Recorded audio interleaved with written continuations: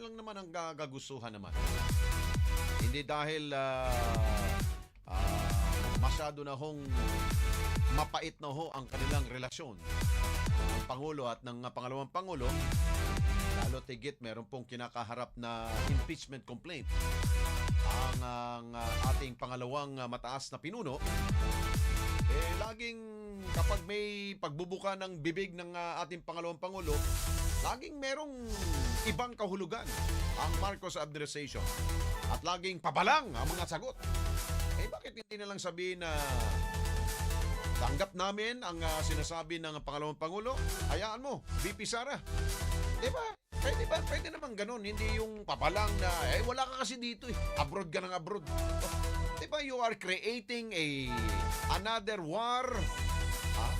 Parang gusto mo palagi yan yung matagal ko na sinasabi. Baka hindi naman ganun ang gustong ipahiwatig ng ating Pangulo. Diba? Maaring malumana yung pagkasabi, tinatanggap namin kung yan ang pangamba ng ating pangalawang Pangulo. Tingnan na lang niya. Tingnan na lang niya ang aming gagawin. Dapat ganun na lang. Hindi yung, hindi yan. Wala ka kasi dito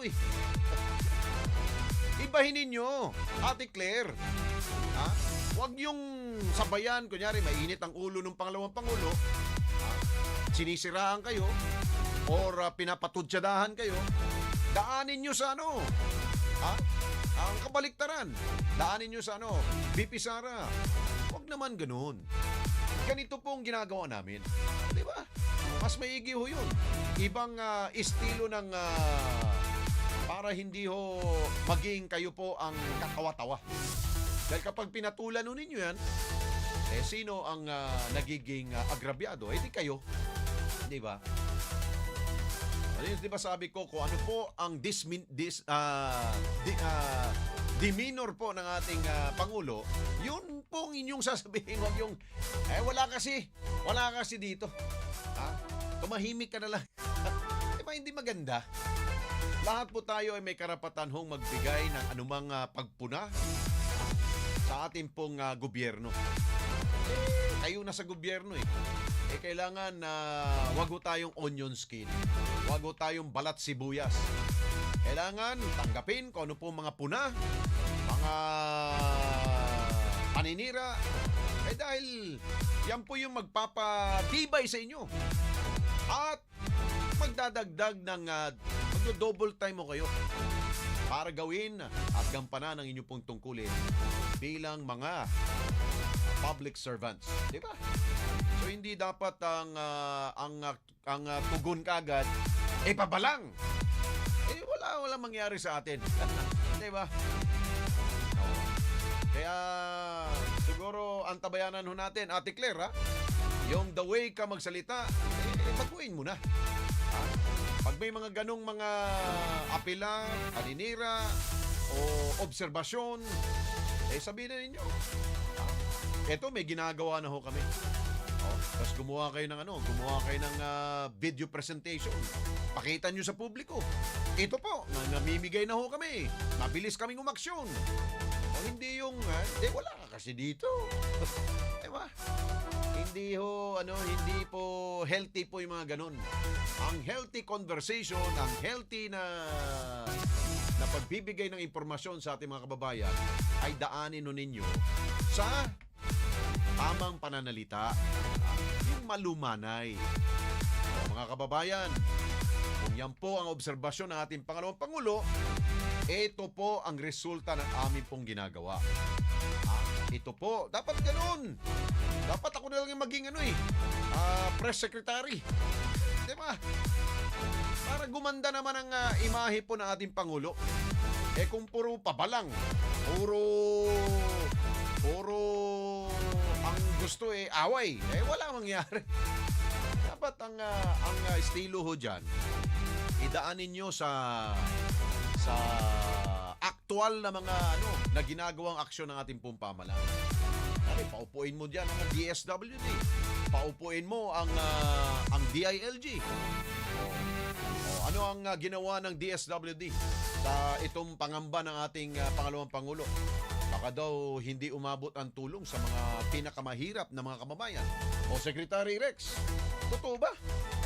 Yung ating mga mahihirap na kababayan, baka daw humantong sila sa pagkalam ng kanilang sikmura. Baka humantong sa krimen. Ano sa tingin mo, Secretary Rex? Ay ganun po yun, VP Sara. Hindi po mangyayari ho yan. Dahil meron po tayong 4Ps. Meron po tayong mga ayuda na binibigay po sa kanila. Hindi po nawawala po yan, VP Sara. Baka hindi lang ho ninyo alam, ganito po yun. Di ba masarap pakinggan? Kasi yung pabalang, laging gusto mo world war kagad, wala mangyari ho dyan. Dito naman, krimen daw. Ano ba nangyari sa sitwasyon sa ating peace and order sa Pilipinas? Totoo ba? Bakit ang daming mga nakawan ngayon? O PNP? O DILG? Ano sa inyo? Hindi po. Ano lang po yan? Isolated lamang po yan.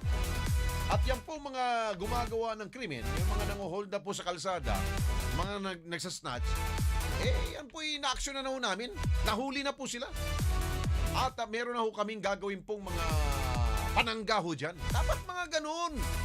Concrete actions. Hindi yung puro lang kontra lang kayo ng kontra para lang makakontra kayo kay BP Sara. Dahil alam ninyo, nakaaway ninyo siya. Sa tingin ng taong bayan, napikon ka agad ang Malacanang? Pikon? Huwag kayo mapikon. Ganun talaga. Antayin nyo, baka pag lumalapang sitwasyon natin, baka ang taong bayan na magsasabi ho niyan. Paano nyo sasagutin yan? Awayin nyo rin taong bayan? Hindi pwede. Ang taong bayan po, dapat pinagsiservisyohan ninyo. Kung sila ang unang-unang pumuna at makakita ng inyong kawalan ng aksyon, kawalan ng responde, nako, siguro magtago na ho kayo sa inyong mga kwarto. Baka kayo ay sumbatan ng ating mga kababayan. Diba? Huwag nating abutin pong ganung sitwasyon. Kaya yan po yung panawagan ng ating pangalawang Pangulo. Ipaalam. Ipaalam nyo dito sa Net25. Ipaalam nyo sa Radyo Agila. Ano bang ginagawa ng ating kasulukuyang administrasyon? Meron ba? Kung meron, ito, pakita ninyo. Ito palang ginagawa nila. Namimigay sila ng ayuda. Dito ho sa mga pinaka-mahihirap po natin mga kababayan. Nako, maganda pala ang kanilang buhay ngayon. Nakakakain sila ng 10 beses sa isang araw. Kita mo? Yung mga ganun. Diba? Puntahan nyo. Anong ginagawa ng PCO? Dapat yung mga tauhan ninyo lumabas. Puntahan nyo doon sa kayo, nanay, ilan po kayo dito? 5 ho kami dito. Kumusta ho? Nakakain ba ho kayo ng 3 beses sa isang araw? May merienda pa ho ba? In between? Ay nako, meron po. Hindi naman ho nagkulang gobyerno.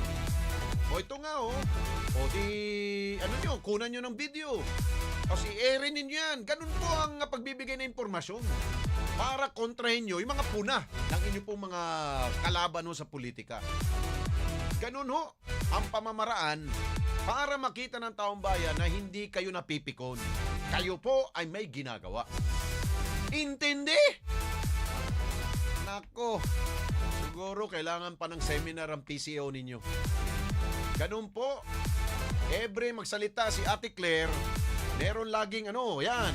Ito na po, sa araw ho ng Thursday, ito pong ginagawa ng ating gobyerno. Namahagi na ho kami ng ganito. At ito nakausap namin. Dapat may case study, yung totoong case study.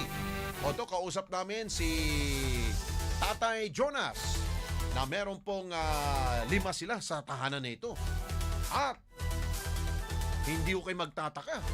Sila po ay nakakakain ng 3 beses sa isang araw.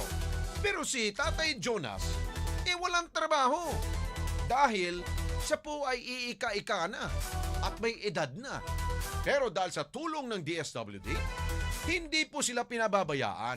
Ganun gumawa ng storya. Kulang. Dapat, ganung estilo. Ipadaan nyo, meron naman kayo mga social media. Meron kayo PCO na social media pages. Doon po ninyo ipakita. Meron kayong government station. meron kayong PTV, meron kayong Radyo Pilipinas. Dapat ganun lagi. Ha? Bombahan ninyo ng mga video, magandang video. Yung totoong video, hindi yung gawa-gawa. Oh. Tapos, pag meron pa mag-question nun yan, ewan ko na. Siguro yan po ay yung inipong bala sa kanila. Ito pong mga ginagawa ng gobyerno, patunay lamang na hindi namin pinababayaan ang mahihirap nating mga kababayan. Ganun! Di ba? O, natuto kayo. O, gawin nyo na. Para yung pong mga pumupuna sa inyo, eto mahimik na. Di ba?